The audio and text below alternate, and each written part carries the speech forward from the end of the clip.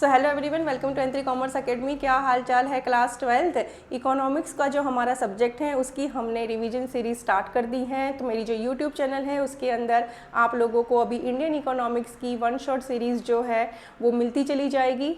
आपके जो first 2 chapter है इंडियन इकोनॉमिक्स के, Indian economy on the eve of independence and Indian economy 1950 से लेकर के 1990 तक का जो हमारा पीरियड है उससे रिलेटेड वन शॉट सीरीज़ मेरी यूट्यूब चैनल के ऊपर अपलोड हो गई है।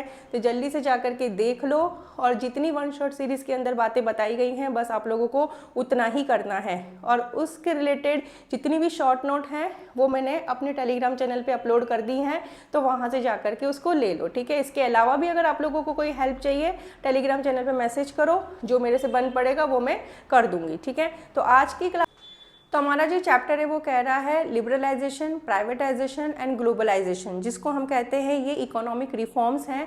अब हमारी जो ये इकोनॉमिक रिफॉर्म्स हैं क्यों लाने पड़े हैं, उसके पीछे क्या रीजंस थे, हमारी जो न्यू इकोनॉमिक पॉलिसी आई है 1991 उसको लाने के पीछे क्या रीजंस थे, गवर्नमेंट ने ये पॉलिसी क्यों लेकर के आई है, उसके बारे में हम इस चैप्टर के अंदर सबसे पहले तो बात करेंगे।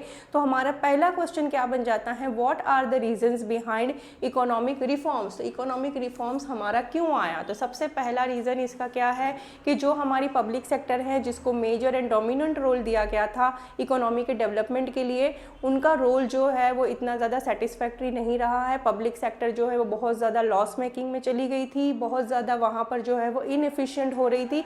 इस वजह से यहाँ पर जो है वो हमें इकोनॉमिक रिफॉर्म्स लाना पड़ा। तो इसका फर्स्ट रीज़न क्या आ जाएगा, poor performance of public sector, performance was disappointing, huge losses, ठीक है। देन सेकेंड रीजन है हमारा डेफिसिट इन बीओपी। अब बीओपी बैलेंस ऑफ पेमेंट में हमें क्या देखने को मिला, डेफिसिट। बैलेंस ऑफ पेमेंट में डेफिसिट कब आता है, जब आपकी रिसीट जो है वो ज़्यादा होती है as compared to your payment. तो यहाँ पर क्या हो रहा था, इंपोर्ट जो है वो ज़्यादा हो रहा था, एक्सपोर्ट कम हो रहा था। एंड स्लो ग्रोथ हमें देखने को मिला था एक्सपोर्ट के अंदर। रीज़न क्या था, स्लो ग्रोथ क्यों हो रहा था, क्योंकि जो हमारे इंडियन गुड्स थे वो इंटरनेशनल क्वालिटी को मैच नहीं कर पा रहे थे। इस वजह से भी जो है वो यहाँ पर हमारा एक्सपोर्ट इतना ज़्यादा अच्छा नहीं था, ठीक है। तो second reason is deficit in BOP. Third reason कह रहा है इन्फ्लेशनरी प्रेशर। तो अब इन्फ्लेशन का मतलब हम सबको पता है कि जहाँ पर जनरल प्राइस लेवल जो है वो राइज हो जाता है तो इन्फ्लेशन आता है। और इन्फ्लेशन आने का मेन रीज़न क्या हो सकता है कि मार्केट के अंदर जो है मनी सप्लाई इंक्रीज हो गई है, ठीक है, इस वजह से भी इन्फ्लेशन आया है। नेक्स्ट क्या है, शॉर्टेज ऑफ इसेंशियल गुड्स। जो हमारे इसेंशियल गुड्स हैं जब उसकी कमी हो जाती है, जब उसकी सप्लाई कम हो जाती हैं और डिमांड ज़्यादा होती हैं, तब भी जो है वो जनरल प्राइस लेवल जो है वो राइज हो जाते हैं, ठीक है। तो थर्ड रीज़न था हमारा inflationary pressure. Then fourth reason है हमारा fall in foreign exchange reserve. जो हमारी कंट्री का प्रीशियस फॉरेन एक्सचेंज था उसके अंदर हमें क्या देखने को मिला है, फॉल, कमी देखने को मिली है। हमारा जो है फॉरेन एक्सचेंज इतना ज़्यादा कम था कि हम जो है वो सिर्फ और सिर्फ 1 वीक का इंपोर्ट ही अफोर्ड कर सकते थे। तो यहाँ पे टू फाइनेंस इंपोर्ट्स हमें फॉरेन एक्सचेंज चाहिए जो कि हमारी कंट्री में क्या हो रहे थे, कम हो रहे थे। एंड टू पे interest on loan borrowed from international landers. जब लोन ली हैं इंटरनेशनल लैंडर्स से लोन ली हैं तो उनको जो वो इंटरेस्ट उनकी कंट्री की करेंसी में ही पे करना है, लेकिन हमारे पास जो है वो फॉरेन एक्सचेंज क्या हो रहे हैं, कम हो रहे हैं। तो this is also a reason for economic reforms, ठीक है। नेक्स्ट है हमारा ह्यूज बर्डन ऑफ डेट। अब डेट का बर्डन जो है वो बहुत ज़्यादा मात्रा में हो गया। एक्सपेंडिचर जो है वो क्या है हमारा, ज़्यादा है as compared to revenue. Revenue कम है, आमदनी अठन्नी, खर्चा रुपया। तो आपको क्या करना पड़ेगा, कुछ ना कुछ नया सोचना पड़ेगा। तो ये भी एक रीज़न है इकोनॉमिक रिफॉर्म्स को लाने के लिए, ठीक है। Government has to borrow the funds. Then next है हमारा इनएफिशिएंट मैनेजमेंट। मैनेजमेंट कैसा है, इनएफिशिएंट है, इनएफिशिएंट हुआ है, इसी वजह से जो है यहाँ पर पब्लिक सेक्टर पुअर हो गई है। हमारा फॉरेन एक्सचेंज जो है वो कम हमें देखने को मिल रहा है, इन्फ्लेशनरी प्रेशर देखने को मिल रहा है, ये सारा इनएफिशिएंसी से रिलेटेड है। तो ये तो पॉइंट ऑब्वियस है। तो तुम्हारे इकोनॉमिक रिफॉर्म्स लाने के पीछे 6 रीज़न है, इसको आप अच्छे से कर लो। ये शॉर्ट में आपको एक्सप्लेन कर रखा है ताकि जब बोर्ड का पेपर हो हम फटाफट क्विक रिवीजन इसकी कर ले, ठीक है। मेन अगर आपको पॉइंट्स याद हो जाते हैं तो उसके अंदर की डिटेल आप लिख ही लोगे। चलो नेक्स्ट ले लेते हैं क्वेश्चन। न्यू इकोनॉमिक पॉलिसी कब आई, न्यू इकोनॉमिक पॉलिसी आई जुलाई 1991 में, ठीक है। अब ये न्यू इकोनॉमिक पॉलिसी जो हम लेकर के आए हैं, तो दो मेजर्स थे इसके, एक मेजर है स्टेबलाइजेशन मेजर एंड दूसरा है स्ट्रक्चरल मेजर। अब स्टेबलाइजेशन मेजर जो है वो क्या कहता है, स्टेबलाइजेशन का मतलब क्या हो जाता है, स्टेबिलिटी को लाना, ठीक है। तो स्टेबलाइजेशन मेजर के लिए हमें क्या ठीक करना पड़ेगा, हमारा जो वीकनेस है बीओपी में, जो कि हमारी डेफिसिट है, हमारी पेमेंट ज़्यादा हो रही है, रिसीट कम हो रही है, तो हम बैलेंस कैसे लेकर के आएंगे, स्टेबिलिटी कैसे लेकर के आएंगे, हमारी ये वीकनेस को ठीक करके, ठीक है।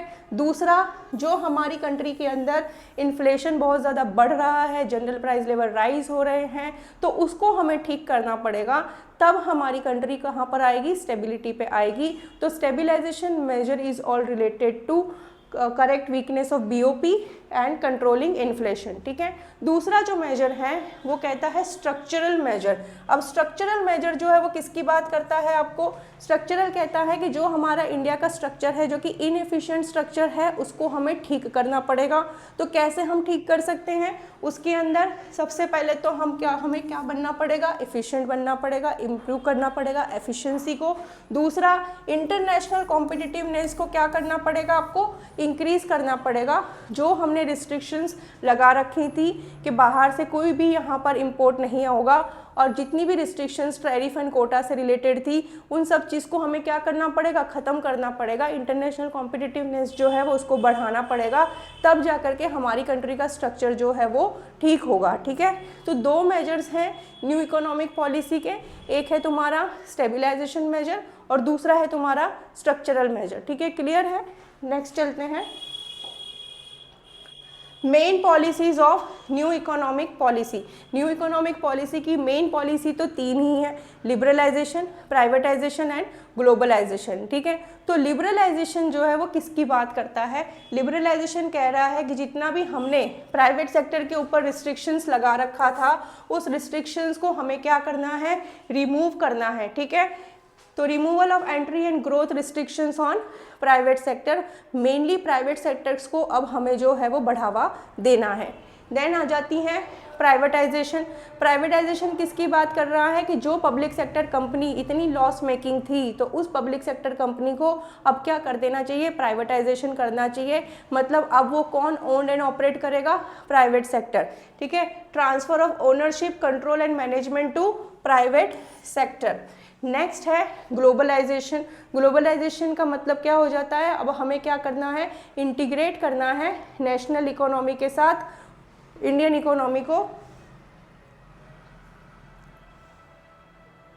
ग्लोबलाइजेशन, अब ग्लोबलाइजेशन जो है वो किसकी बात कर रहा है कि अब हमें क्या करना है, इंटीग्रेट करना है नेशनल इकोनॉमी को वर्ल्ड इकोनॉमी के साथ, जो कि हमने सेकेंड चैप्टर के अंदर जब हम इंडियन इकोनॉमी 1950 से लेकर के 1990 तक की बात कर रहे थे, तो आप लोगों को याद होना चाहिए कि हमने वहाँ पर रिस्ट्रिक्शंस लगा रखा था कि कोई भी जो है वो बाहर से हमें इम्पोर्ट नहीं करना है, ना एक्सपोर्ट करना है, इनवर्ड लुकिंग ट्रेड स्ट्रेटेजी को अपनाना है, डोमेस्टिक प्रोड्यूसर्स को सेफगार्ड करना है। अब वो हमारी इतनी सक्सेसफुल नहीं रही, वो हमारे फेवर में इतना नहीं रहा, इस वजह से अब हमें क्या करना पड़ेगा, ग्लोबलाइजेशन करना पड़ेगा। हमें क्या करना पड़ेगा, नेशनल इकोनॉमी को वर्ल्ड इकोनॉमी के साथ इंटीग्रेट करना पड़ेगा। तो तीन जो है वो मेजर पॉलिसी आई है LPG, ठीक है। इसका मतलब आपको पता होना चाहिए।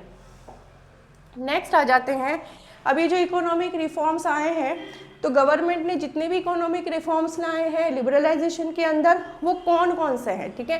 तो यहाँ से आपको क्वेश्चन क्या आ जाता है, what are the economic reforms under liberalisation, ठीक है। तो लिबरलाइजेशन के अंदर जो है वो हमारे पास 5 इकोनॉमिक रिफॉर्म्स आए हैं। एक है आपको इंडस्ट्रियल सेक्टर को लेकर के, दूसरा रिफॉर्म्स है आपका फाइनेंशियल सेक्टर को लेकर के, तीसरा है टैक्स रिफॉर्म, फोर्थ है आपके पास foreign exchange reforms, and next है आपका trade and investment policy reforms. तो ये पांचों रिफॉर्म्स जो है वो किसके अंडर आए हैं, लिबरलाइजेशन के अंडर आए हैं, ठीक है। तो अगर लिबरलाइजेशन के अंडर कौन कौन से इकोनॉमिक रिफॉर्म्स आए हैं, तो ये आपको 5 पॉइंट लिखने हैं, ठीक है। वन बाय वन हम इसकी डिटेलिंग ले लेते हैं कि अगर मानो क्वेश्चन आपका आता है, तो जो हमारा फर्स्ट रिफॉर्म आया है under liberalisation in industrial sector, वो कौन सा रिफॉर्म है, फर्स्ट रिफॉर्म है रिडक्शन इन इंडस्ट्रियल लाइसेंसिंग के, जितनी भी हमारे इंडस्ट्रियल लाइसेंसिंग हैं उसको क्या कर दिया, रिड्यूस कर दिया। अब हम सबको पता है कि प्राइवेट सेक्टर को पहले जो है वो कोई भी न्यू इंडस्ट्री ओपन करनी हो तो लाइसेंस चाहिए, एक्सपांशन करना हो तो लाइसेंस चाहिए, डाइवर्सिफिकेशन करना है तो लाइसेंस चाहिए। अब यहाँ पे इंडस्ट्रियल सेक्टर रिफॉर्म्स के अंदर सबसे पहला काम जो है वो क्या हुआ है, रिमूव कर दिया गया है इंडस्ट्रियल लाइसेंसिंग सिस्टम को, ठीक है, अबॉलिश कर दी गई है लाइसेंसिंग को, एक्सेप्ट सबसे पहले जो है वो ऐसी 18 इंडस्ट्री थी जिसके अंदर आपको लाइसेंस लेना पड़ेगा। फिर इस 18 इंडस्ट्री को भी रिड्यूस कर दिया गया है, 5 इंडस्ट्री कर दिया गया है कि अब सिर्फ 5 इंडस्ट्री हैं जिसके लिए आपको लाइसेंस लेना पड़ेगा, अदरवाइज आप बिना लाइसेंस के इंडस्ट्री को ओपन कर सकते हो। तो ऐसी कौन सी 5 इंडस्ट्री हैं जिसके लिए अभी भी लाइसेंस लेना पड़ेगा, एक है आपकी सिगार एंड सिगरेट्स, नेक्स्ट है industrial explosive, third alcohol, fourth defence and aerospace and fifth is hazardous, ठीक है। इसके अलावा आपको इंडस्ट्रियल लाइसेंसिंग लेने की ज़रूरत नहीं है। तो पहला रिफॉर्म जो इंडस्ट्रियल सेक्टर के अंदर आया है वो क्या होया है, रिडक्शन इन इंडस्ट्रियल लाइसेंसिंग, सिर्फ 5 इंडस्ट्री के लिए आपको लाइसेंस लेना है। देन नेक्स्ट आया है आपका decrease in role of public sector. तो देखो जो पब्लिक सेक्टर्स को मेजर एंड डोमिनेंट रोल दिया गया था इंडस्ट्री के डेवलपमेंट के लिए, अब वहाँ पर पब्लिक सेक्टर का परफॉर्मेंस इतना अच्छा नहीं था, बहुत ज़्यादा पुअर परफॉर्मेंस था, लॉस मेकिंग थी, इनएफिशिएंट थी। तो अब यहाँ पर इनके रोल को क्या कर दिया गया है, डिक्रीज कर दिया गया है इनके रोल को। नंबर ऑफ इंडस्ट्री, पहले जो इनके पास 17 इंडस्ट्री थी उसको रिड्यूस करके 8 करा, देन 8 के बाद 3 कर दिया गया।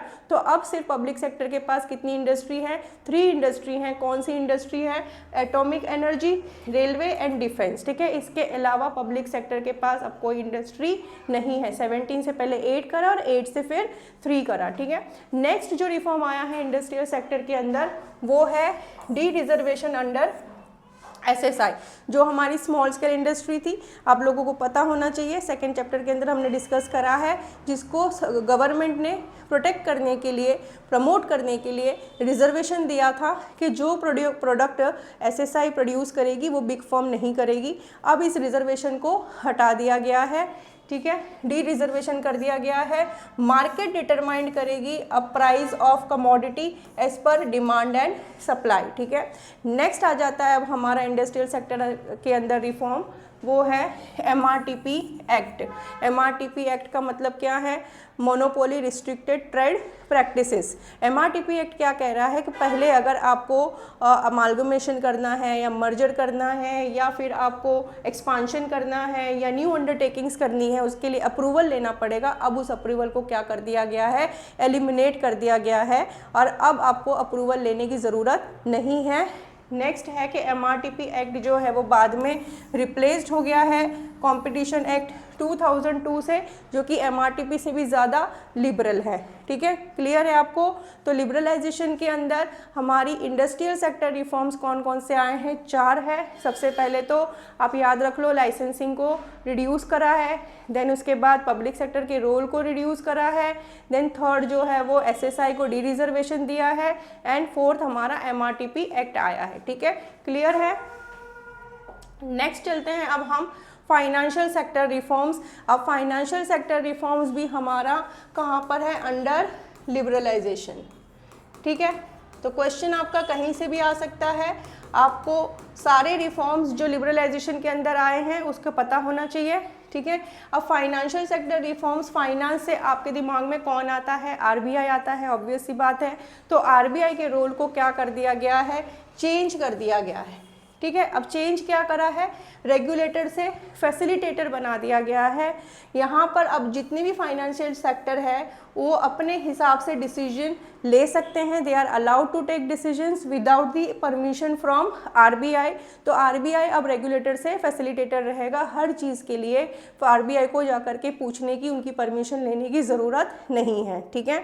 नेक्स्ट क्या हुआ है, ओरिजिन हुआ है प्राइवेट बैंक्स का। पहले प्राइवेट बैंक्स नहीं थी, अब प्राइवेट बैंक्स भी आ गई हैं। प्राइवेट बैंक्स आ गई मतलब कंपटीशन बढ़ गया, कंपटीशन बढ़ गया मतलब बेनिफिट किसको हुआ है, कंज्यूमर्स को हुआ है। कैसे कंज्यूमर को बेनिफिट हुआ है, क्योंकि जितनी बैंक्स होगी उसकी वजह से कंज्यूमर को जो लोन अवेल होगी उसके ऊपर इंटरेस्ट रेट जो है वो क्या हो जाएगा, कम हो जाएगा, ठीक है। तो Indian as well as foreign banks आ गई मार्केट में।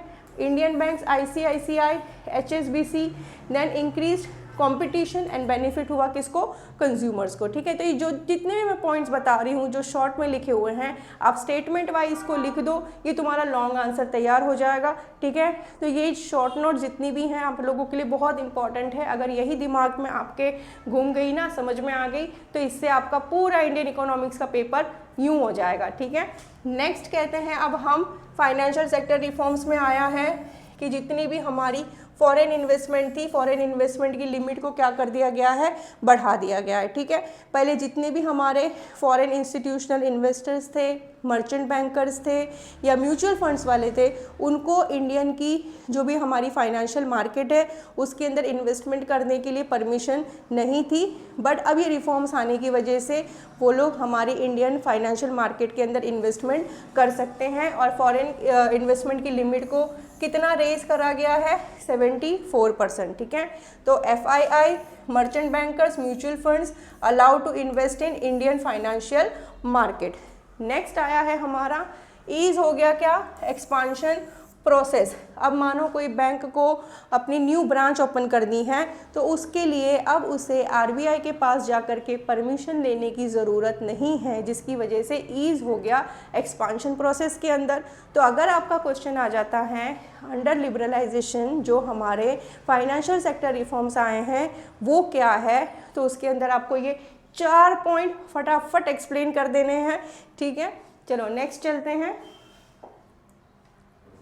Foreign exchange reforms. ठीक है, नेक्स्ट रिफॉर्म्स हमारे कौन से आए, फॉरेन एक्सचेंज को लेकर के, करेंसी को लेकर के, कि हमारी इंडियन करेंसी की वैल्यू मार्केट में क्या होगी as compared to foreign currency की value, this is all related to foreign exchange. ठीक है, तो फॉरेन एक्सचेंज रिफॉर्म्स के अंदर सबसे पहले गवर्नमेंट ने क्या करा, हमारी इंडियन रुपी को क्या कर दिया, D value.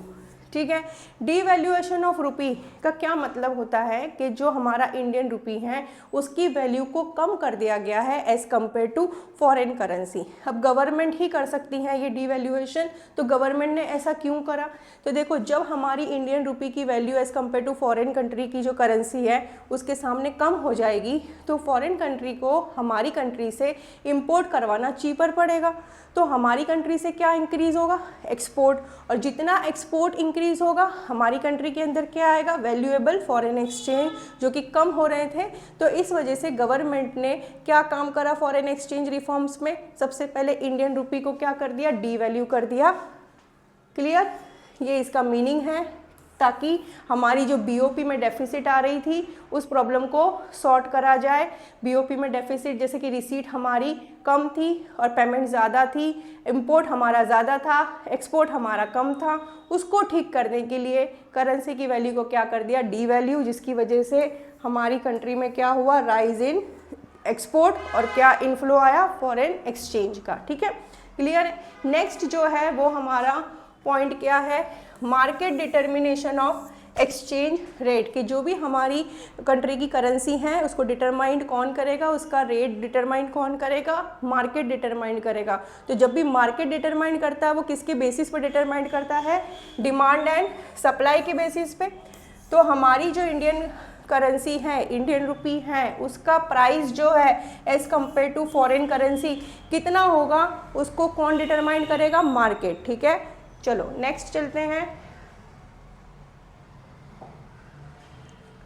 Trade and investment policy reforms. तो ये भी हमारा रिफॉर्म्स जो है वो किसके अंदर आया है, लिबरलाइजेशन के अंदर। ठीक है, अगर आपका क्वेश्चन आता है कि लिबरलाइजेशन के अंदर जो रिफॉर्म्स आए हैं ट्रेड एंड इन्वेस्टमेंट को लेकर के वो कौन से हैं, तो ट्रेड का मतलब होता है buying and selling of goods and services. ठीक है, अब मुझे ट्रेड करना है और मुझे बहुत ज़्यादा जो है वो बैरियर्स मिल रहे हैं मार्केट के अंदर। ठीक है, कि भाई आप इतना नहीं कर सकते, आप इतनी क्वांटिटी नहीं कर सकते हो, आपको इसको कम करना पड़ेगा। तो उसके लिए जो है वो मेरा ट्रेड क्या हो जाता है, वहाँ पर डिस्करेज हो जाता है। तो अब यहाँ पर गवर्नमेंट ने जितनी भी रिस्ट्रिक्शंस ट्रेड के ऊपर लगा रखी थी through tariff and through quota, तो उसको क्या कर दिया गया है, कम कर दिया गया है। तो सबसे पहला जो trade and investment policy reform आया है वो किसको लेकर के आया है, रिमूव कर दिया गया है quantitative restrictions on import and export, जो कोटा लगा रखा था कि आप इतनी ही मैक्सिमम क्वांटिटी को इंपोर्ट या एक्सपोर्ट कर सकते हो, अब उसको हटा दिया गया है, रिमूव कर दिया गया है क्वांटिटेटिव रेस्ट्रिक्शंस को, और कंप्लीटली रिमूव हो गया है ये अप्रैल 2001 के अंदर, चाहे वो कंज्यूमर गुड्स हो चाहे वो आपके एग्रीकल्चर गुड्स हो, ठीक है, सबके ऊपर से क्वांटिटेटिव रिस्ट्रिक्शंस को कंप्लीट रिमूव कर दिया गया है बाय अप्रैल 2001, ठीक है। तो सबसे पहला रिफॉर्म्स हमारा ट्रेड एंड इन्वेस्टमेंट में क्या है कि हमने क्वांटिटेटिव रिस्ट्रिक्शंस को हटा दिया। नेक्स्ट जो है हमने रिमूव कर दी है किसको, एक्सपोर्ट ड्यूटी को, ठीक है, जितनी भी एक्सपोर्ट ड्यूटीज़ पहले थी उसको हटा दी गई हैं, कम्प्लीटली हटा दी गई हैं। क्यों हटा दी गई हैं, ताकि हमारी जो है वो कॉम्पिटिटिव पोजीशन इंक्रीज़ हो सके इंडियन गुड्स की इंटरनेशनल मार्केट के अंदर, क्वालिटी वाइज, और जो भी हम एक्सपोर्ट कर रहे हैं वो इंटरनेशनल स्टैंडर्ड के वाइज हो, इस वजह से एक्सपोर्ट ड्यूटीज़ को रिमूव कर दिया गया। नेक्स्ट है रिड्यूस कर दिया गया किसको, इंपोर्ट ड्यूटीज़ को, ठीक है, इंपोर्ट ड्यूटीज़ को रिमूव कर दिया गया है, मतलब यहाँ पर कम्प्लीटली अबॉलिश नहीं है, थोड़ा कम कर दिया है। तो इंपोर्ट ड्यूटीज़ के अंदर जो भी हमारे डोमेस्टिक प्रोड्यूसर है उसको अगर रॉ मटेरियल इंपोर्ट करवाना है तो अब वो बेटर प्राइस के अंदर ले सकता है, क्योंकि पहले बहुत ज़्यादा हाई ड्यूटी लगती थी, अब उस ड्यूटी को क्या कर दिया गया है, रिड्यूस कर दिया गया है, ठीक है। नेक्स्ट आ गया हमारा रिलैक्सेशन मिला है इंपोर्ट लाइसेंसिंग सिस्टम के ऊपर, ठीक है, पहले आपको इंपोर्ट अगर करना है तो लाइसेंसिंग सिस्टम जो है वो कंपलसरी था, अब इसको क्या कर दिया गया है, इंपोर्ट लाइसेंसिंग सिस्टम को रिड्यूस कर दिया गया है। इसका मतलब है एक्सेप्ट फॉर फ्यू इंडस्ट्री आप लोग जो है वो विदाउट लाइसेंस इंपोर्ट कर सकते हैं। तो यहाँ पर जो है वो hazardous and environmental sensitive industry के अलावा लाइसेंसिंग सिस्टम जो है वो एबॉलिश्ड हो गई हैं। क्लियर है यहाँ पर। तो trade and investment policy reforms के अंदर हमारे ये 5 पॉइंट है जिसको आपको एक्सप्लेन करना है। तो जितना भी लिखा है शॉर्ट में लिखा है, लेकिन इतना आप लोगों की अंडरस्टैंडिंग के लिए बहुत है और इसी से आप पूरा आंसर बना करके लिख सकते हो। तो ये 5 रिफॉर्म्स जो आए हैं वो आए हैं हमारे लिबरलाइजेशन के अंदर, ठीक है। तो लिबरलाइजेशन के हमने 5 रिफॉर्म्स देख लिए हैं। वो 5 रिफॉर्म्स जो है वो आप अच्छे से कर लेना, और नोट्स जो है वो मैंने अपने टेलीग्राम चैनल के ऊपर अवेलेबल करवा दी है, वहाँ से आप देख लेना, ठीक है। अब चलते हैं हम प्राइवेटाइजेशन के ऊपर। तो प्राइवेटाइजेशन का मतलब क्या हो जाता है, जितनी भी हमारी पब्लिक सेक्टर अंडरटेकिंग्स हैं उसकी ओनरशिप, उसका मैनेजमेंट प्राइवेट सेक्टर के हाथ में देना, ठीक है। तो अगर मीनिंग की बात करें, transferring management and ownership of government enterprises to private sector, ये हो गया प्राइवेटाइजेशन का मीनिंग। अब प्राइवेटाइजेशन करने के 2 तरीके हैं हमारे पास। एक है transfer of ownership. Transfer of ownership क्या कह रहा है कि भाई जितनी भी पब्लिक सेक्टर अंडरटेकिंग्स हैं उसकी ओनरशिप जो है वो ट्रांसफ़र कर दो किसको, प्राइवेट सेक्टर को, ठीक है। देन दूसरा तरीका है हमारे पास डिसइन्वेस्टमेंट। डिसइन्वेस्टमेंट का मतलब क्या हो जाता है कि जितने भी पब्लिक सेक्टर अंडरटेकिंग्स के जो शेयर्स हैं, जो इक्विटी हैं, उसको सेल कर दो किसको, प्राइवेट सेक्टर को। तो प्राइवेटाइजेशन का मीनिंग हो गया, 2 तरीका देख लिया हमने, टाइप्स ऑफ प्राइवेटाइजेशन देख लिए। नेक्स्ट आ जाते हैं महारत्न, नवरत्न और मिनी रत्न, ठीक है। बहुत इंपॉर्टेंट है, आप लोगों को पता होना चाहिए कि ये जो टाइटल है वो किसको दिए गए हैं। तो जितनी भी हमारी पब्लिक सेक्टर अंडरटेकिंग्स हैं जो प्रॉफिट मेकिंग है, जिसने बहुत अच्छा परफॉर्मेंस दिखाया है, तो गवर्नमेंट ने उसको मोटिवेट करने के लिए, ऐसी पब्लिक सेक्टर अंडरटेकिंग्स को मोटिवेट करने के लिए ये टाइटल दिए हैं महारत्न, मिनी रत्न और नवरत्न, ठीक है। तो फर्स्ट पॉइंट क्या कह रहा है, some public sector units granted special status as Navratna and mini ratna, they have been given greater managerial and operational autonomy. तो ऐसी पब्लिक सेक्टर अंडरटेकिंग्स जिसकी परफॉर्मेंस बहुत अच्छी हैं, जो प्रॉफिट मेकिंग है, तो उनको गवर्नमेंट ने मैनेजरियल एंड ऑपरेशनल ऑटोनॉमी दे रखी है, ठीक है। नेक्स्ट कह रहा है ग्रांटिंग नवरत्न स्टेटस रिजल्टेड बेटर परफॉर्मेंस। तो जाहिर सी बात है, देखो कोई भी पब्लिक सेक्टर अंडरटेकिंग्स हैं, अगर वो अच्छा कर रही हैं तो उसको प्रोत्साहित करने के लिए, उसको मोटिवेट करने के लिए अगर गवर्नमेंट उसको टाइटल दे रही है तो डेफिनेटली उनका जो परफॉर्मेंस है वो क्या निकल करके आएगा, बेटर, ठीक है। नेक्स्ट है profit making enterprises were granted operational, financial and managerial autonomy, जिसको कहा गया है क्या, मिनी रत्न, ठीक है। तो ऐसी जितनी भी प्रॉफिट मेकिंग अंडरटेकिंग्स हैं उसको क्या दिया गया है, गवर्नमेंट ने क्या किया है, उनको more managerial, operational and financial autonomy दे रखी है, और ऐसी अंडरटेकिंग्स को क्या टाइटल दिया गया है, मिनी रत्न। क्लियर है। नेक्स्ट है, एज ऑन सितंबर 2023 हमारे पास कितनी महारत्न है, कितनी नवरत्न है, कितनी मिनी रत्न है, और मिनी रत्न की 2 कैटेगरी हैं, कैटेगरी 1 एंड कैटेगरी 2। तो देख लेते हैं, 13 हमारे पास क्या है, महारत्न है। अब 13 महारत्न के अंदर कुछ एग्जाम्पल अगर मैं पब्लिक सेक्टर के दूं तो क्या आ जाता है, Indian oil corporation limited and steel authority of India limited कौन सी कैटेगरी में आती है, उनको क्या टाइटल दिया गया है, महारत्न, ठीक है। देन हमारे पास 14 नवरत्न है, तो जिसके अंदर Bharat electronics limited, container corporation of India limited, ये जो कंपनी है जिसको टाइटल दिया गया है किसका, नवरत्न का। तो ऐसी कितनी नवरत्न है हमारे पास, 14। नेक्स्ट है 60 मिनी रत्न्स। मिनी रत्न्स की कैटेगरी है, तो अगर कैटेगरी 1 की बात करें तो वहाँ पर अगर मैं एग्जांपल लूँ तो यहाँ पर क्या है, एयरपोर्ट अथॉरिटी ऑफ इंडिया जो है वो, उनको कौन सा टाइटल दिया गया है, मिनी रत्न का, जो कि आती है कैटेगरी 1 में। ऐसी कितनी मिनी रत्न्स है, 60 मिनी रत्न्स है कैटेगरी 1 में। देन आ जाती हैं हमारी 11 मिनी रत्न्स, जो कि आ जाती हैं कैटेगरी 2 में, और उसके अंदर अगर एग्जांपल करें तो Bharat pumps and compressor limited जो है उसको टाइटल दिया गया है मिनी रत्न का कैटेगरी 2 में, और ऐसी कितनी मिनी रत्न है, 11। तो बेसिकली हमारे पास 13 महारत्न, 14 नवरत्न, 60 मिनी रत्न और 11 जो है वो मिनी रत्न कैटेगरी 2 है। क्लियर है यहाँ पर। तो इतना ही आप कर लेना ताकि आपका कॉन्सेप्ट जो है वो महारत्न, मिनी रत्न और नवरत्न का क्लियर हो जाए। नेक्स्ट चलते हैं ग्लोबलाइजेशन के ऊपर, ठीक है। अब ग्लोबलाइजेशन क्या है, इसका मीनिंग क्या है कि जब हम हमारी नेशनल इकोनॉमी को वर्ल्ड इकोनॉमी के साथ इंटीग्रेट करते हैं तो उसका मीनिंग क्या हो जाता है, ग्लोबलाइजेशन हो जाता है, ठीक है। मतलब अब हम जितने भी ट्रेड कर सकते हैं वो अराउंड द ग्लोब कर सकते हैं, ठीक है। Integrating national economy with world economy. तो ग्लोबलाइजेशन के अंदर से आपका सबसे पहला क्वेश्चन क्या बन जाता है कि जो ग्लोबलाइजेशन आया तो ग्लोबलाइजेशन के क्या सिर्फ पॉजिटिव इम्पैक्ट पड़े हैं, नहीं, तो ग्लोबलाइजेशन के positive as well as negative impact हमें देखने को मिले हैं। तो इसके ऊपर क्वेश्चन आपका आता ही आता है, अच्छे से करके जाना है, positive and negative trades of globalisation. तो सबसे पहले इसकी पॉजिटिव ट्रेड्स देख लेते हैं कि ग्लोबलाइजेशन के आने की वजह से हमें बेनिफिट क्या हुआ है। सबसे पहला बेनिफिट क्या है, greater access to global market, कि अब सिर्फ हमारी कंट्री की मार्केट नहीं, हमारे पास एक्सेस आ गया है ग्लोबली, ठीक है। तो ग्लोबल मार्केट का एक्सेस आ गया, ये इसका बेनिफिट है। नेक्स्ट है एडवांस टेक्नोलॉजी। जाहिर सी बात है जब हम ग्लोबली जाएंगे, जो इतनी एमएनसीज़ हैं वो एमएनसीज़ जो है वो टेक्नोलॉजी में बहुत ज़्यादा हाई हैं, तो उसकी वजह से हमें भी एडवांस टेक्नोलॉजी का बेनिफिट होगा।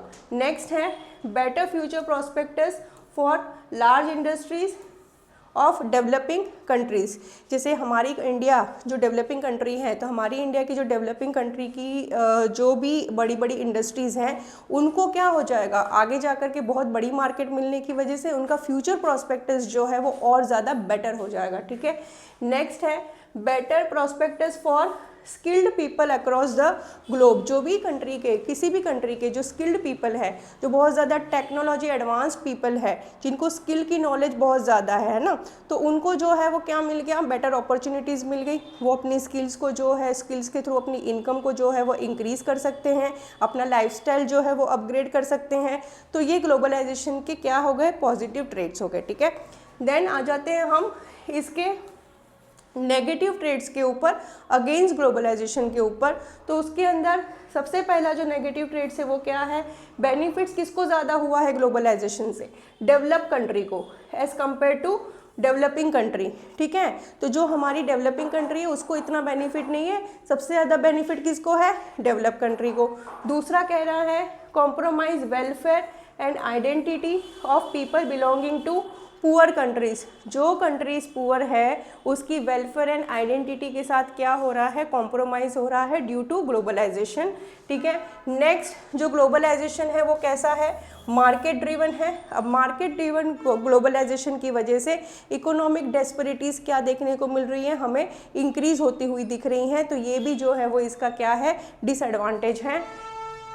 नेक्स्ट है एमएनसी, जितनी भी एमएनसी हैं उसको सबसे ज़्यादा बेनिफिट हुआ है।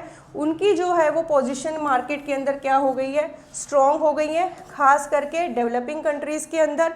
तो जो डेवलपिंग कंट्रीज़ के अंदर जा कर के जो एमएनसी प्लांट लगाती हैं तो उससे बेनिफिट सबसे ज़्यादा एमएनसी को होता है, बिकॉज उनकी कॉस्ट जो है वो कम आती हैं और जिसकी वजह से उनका प्रॉफिट मार्जिन इंक्रीज़ होता है।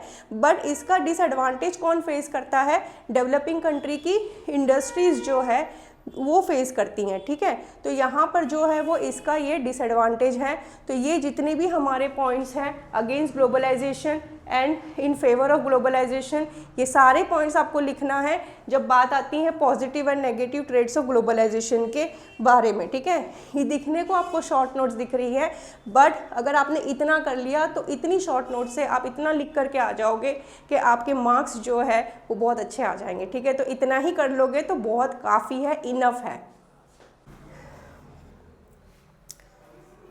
चलो अब हम बात कर लेते हैं आउटसोर्सिंग के बारे में। आउटसोर्सिंग भी ग्लोबलाइजेशन का ही पार्ट है। आउटसोर्सिंग का मतलब क्या हो जाता है कि जितनी भी बिजनेस सर्विसेज आप लोगों को चाहिए तो वो आप हायर करते हो एक्सटर्नल सोर्सेज से। पहले क्या होता था बिफोर ग्लोबलाइजेशन कि आप सारी सर्विसेज जो है वो इन हाउस प्रोड्यूस कर रहे थे, बट अब आप इन हाउस ना प्रोड्यूस करके उस सर्विसेज को बाहर से क्या कर लेते हो, हायर कर लेते हो, और ख़ास करके अदर कंट्रीज़ के थ्रू। ठीक है, तो ये हो गया तुम्हारा आउटसोर्सिंग का मीनिंग। तो अब हमें जो है वो बिजनेस सर्विसेज खुद प्रोड्यूस करना नहीं है, हम उसको बाहर से हायर कर लेंगे। ठीक, नेक्स्ट है ग्लोबलाइजेशन का अगर कोई बेस्ट आउटकम निकल करके आया है तो वो क्या है, outsourcing is one of the important outcome of globalisation. यहाँ से आपका ये MCQ का भी क्वेश्चन आ जाता है। ठीक है, क्लियर है। नेक्स्ट क्वेश्चन हम ले लेते हैं, India has become a favourable destination for outsourcing. तो आउटसोर्सिंग के लिए इंडिया जो है वो फेवरेबल डेस्टिनेशन माना जाता है, क्यों, रीज़न क्या है इसके, डिफेंड करो या रिफ्यूट करो, ऐसा क्वेश्चन आपको आ जाता है। तो आप तो इंडिया से हो, आपको पता है कि हमारी कंट्री के अंदर जो लेबर फोर्स है वो चीपली एंड अबंडेंटली अवेलेबल है। ठीक है, अब मैं बात करूँ यहाँ पर स्किल्ड मैन पावर की या मैं बात करूँ लेबर फोर्स की, वो इंडिया के अंदर चीपली एंड अबंडेंटली अवेलेबल है। तो ये एक सबसे पहला रीज़न है।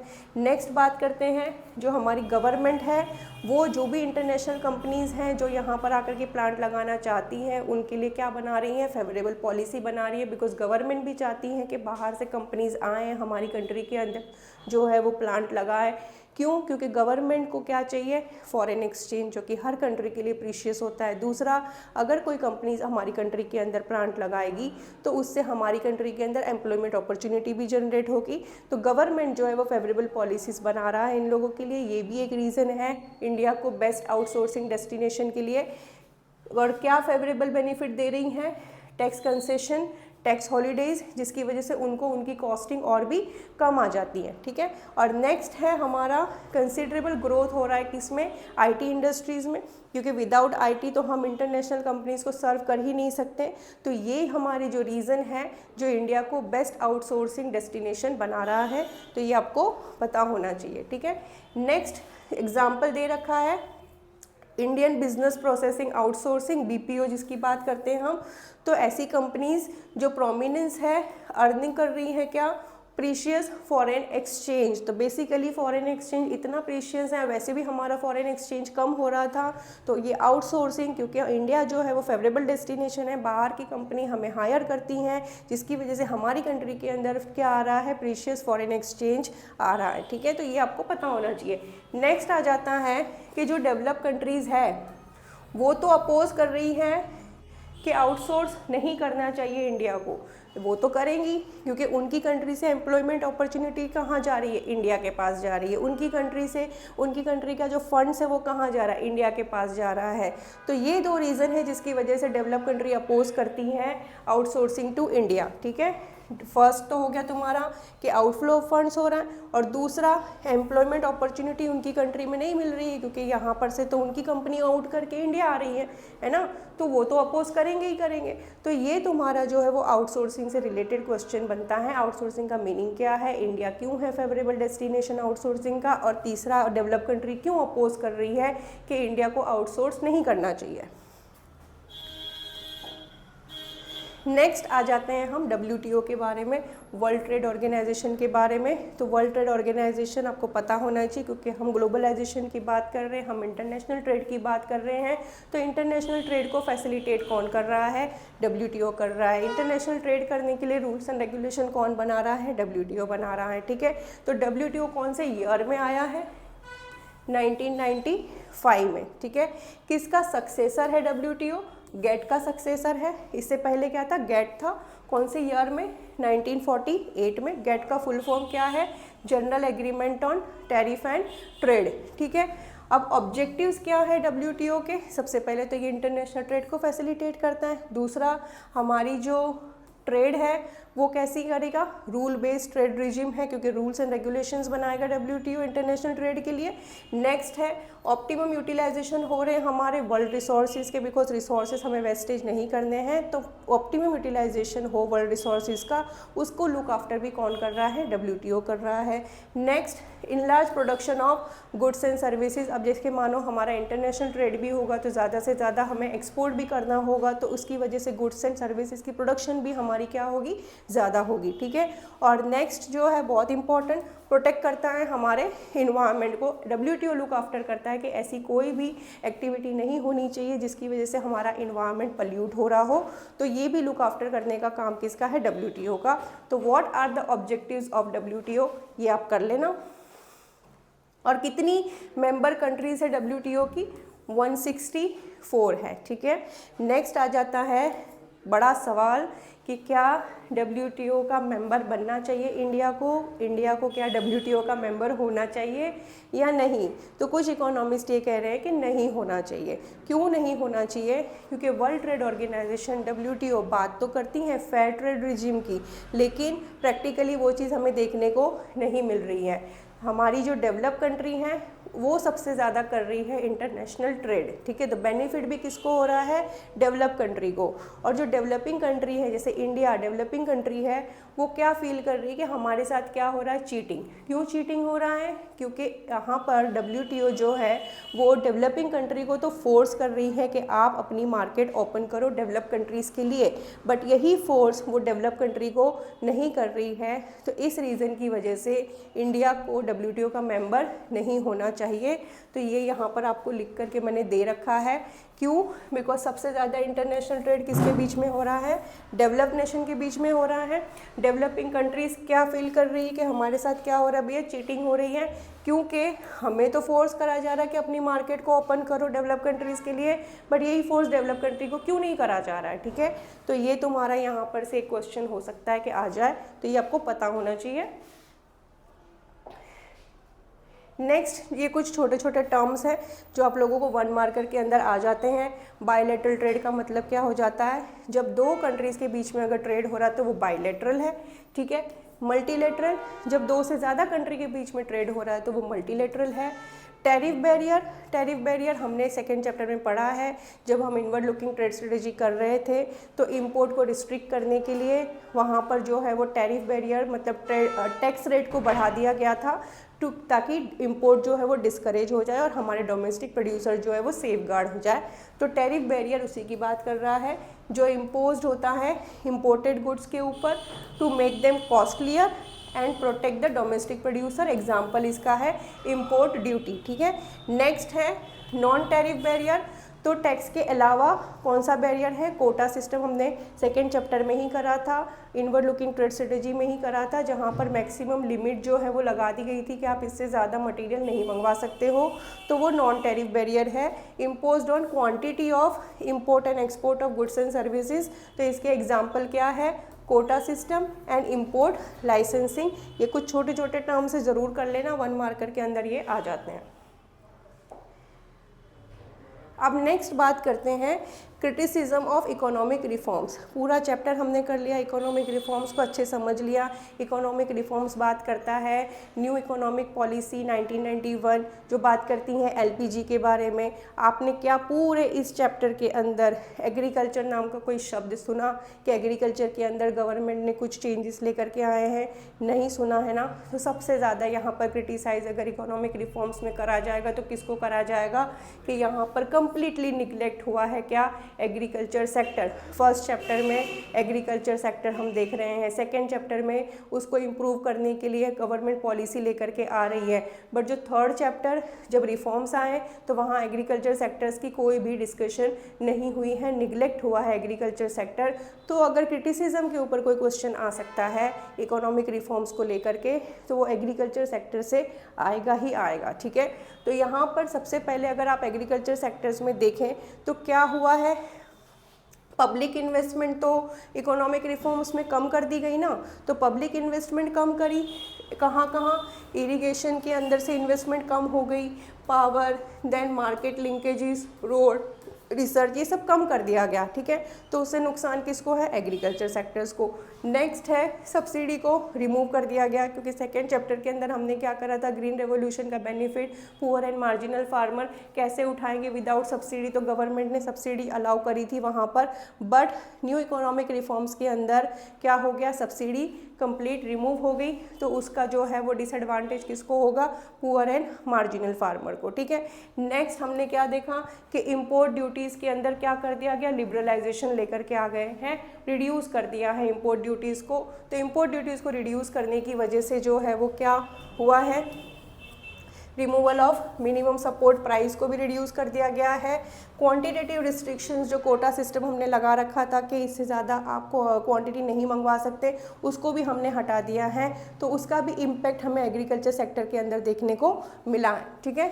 नेक्स्ट है हम कहाँ शिफ्ट हो गए हैं, कैश क्रॉप्स की तरफ, ठीक है।